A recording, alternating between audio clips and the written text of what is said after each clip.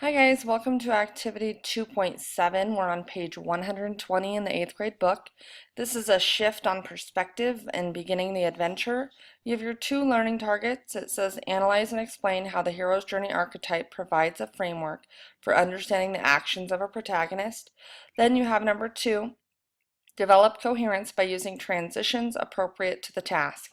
Please number your two learning targets, number 1 and 2. Okay.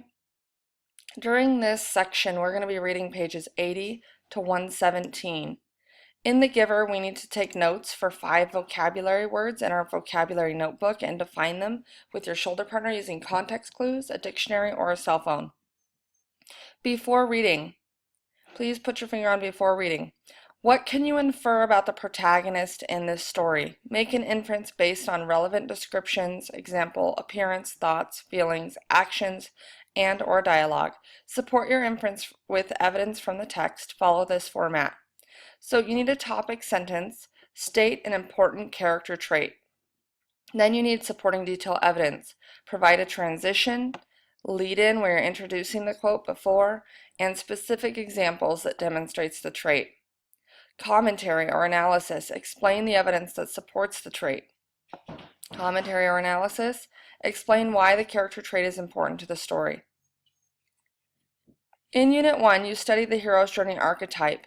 What do you remember about the departure? Provide a brief summary of each of the first 3 steps of their importance.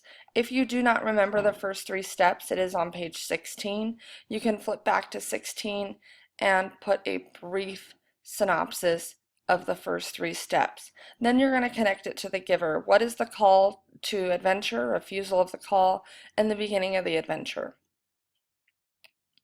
During reading, it says the protagonist is considered the hero of the story. Readers most often identify with his or her perspective. While you read, use sticky notes to mark the text that could reflect the protagonist's departure. On each note, comment on the connection to the archetype. So you are going to have a sticky note and comment on the very first step, so the protagonist's departure, and then comment on the connection to the archetype itself.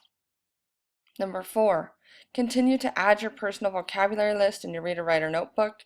Identify, record, and define at least 5 new words, which I will check today after class.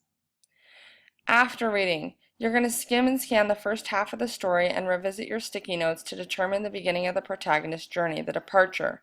It may be easiest to start with step 3, the beginning of the adventure. Remember that the hero's journey is organized sequentially, in chronological order.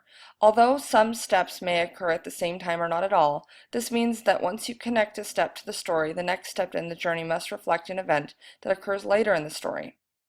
Because this task is based on interpretation, there is more than one correct answer. To convince an audience of your interpretation, you must be able to provide a convincing explanation. Go back to the chart outlined above and add connections to the story. Use this information in your response to the writing prompt below. So basically, as you're reading today, you are marking the 3 steps of the hero's journey archetype with sticky notes. Then you are putting comments about Jonas. So what type of character is he? You're explaining throughout on your sticky notes. Then at the very end, you're going to take all of this information to apply it into your writing. So it says, explain the beginning of the protagonist's journey using the first 3 steps of the hero's journey archetype to guide your explanation. Be sure to establish a clear controlling idea, develop ideas with relevant and convincing evidence, use at least 1 direct quotation and analysis. So this is why you need to mark things about Jonas throughout the story that display when he's going through step 1, step 2, or step 3. Use appropriate and varied transitions to create coherence and clarify the relationships among ideas. Example, steps in the hero's journey. Then the last step, use the active rather than passive voice in your analysis, unless there is a specific reason to use the passive. So in your essay, you're explaining the protagonist's journey using the first 3 steps of the hero's journey archetype. But then you need to do all 4 of these bullets, which we just read. So I will give you about 20-25 minutes to write this short little essay. Ready, set, go.